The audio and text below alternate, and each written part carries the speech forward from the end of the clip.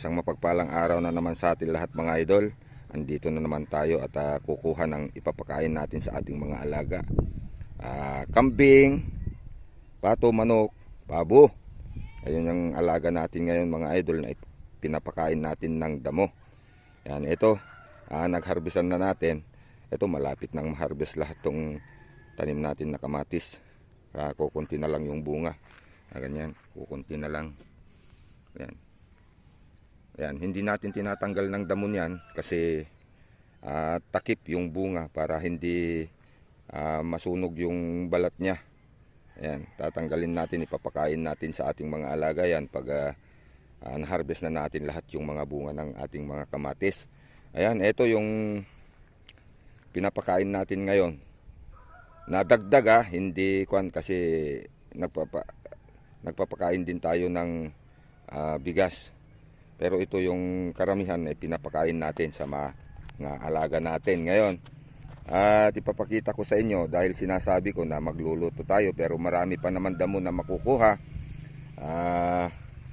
Sayang yung oras pag nagluto tayo. Ipapakita ko sa inyo yung pwede natin lutuin mga idol.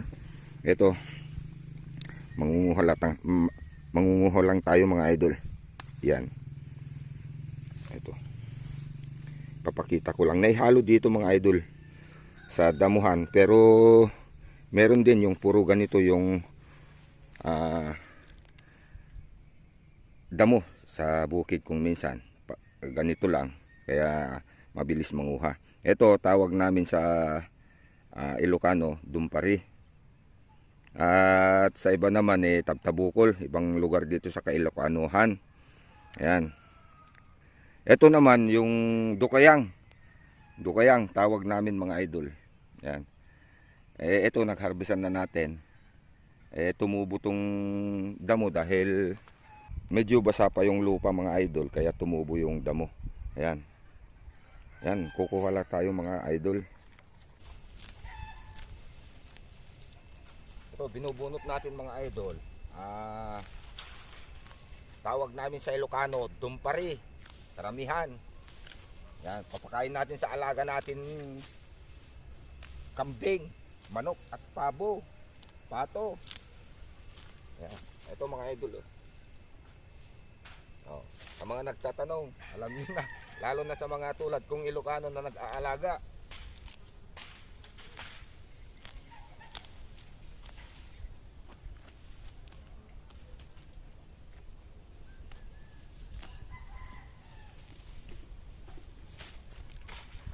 Pag nalinisan na natin ito mga idol, tataniman natin ulit. Pag naubos natin tong damo niya.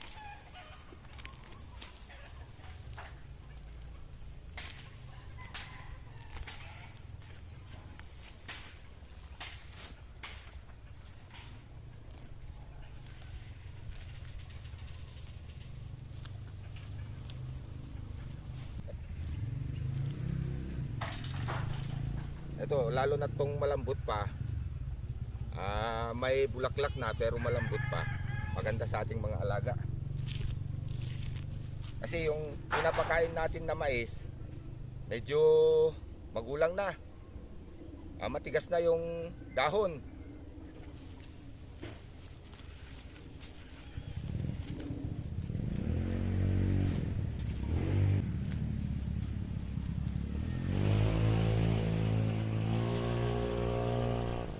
Nagharbisan kasi natin to ng kamatis, mas mauna dyan sa kabila.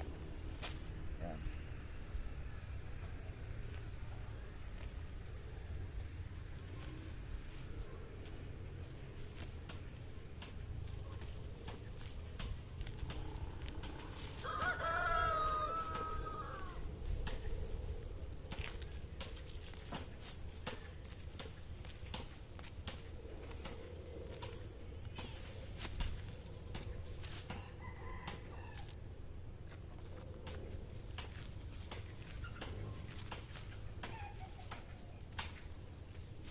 Binubunot natin mga idol para hindi natutubo.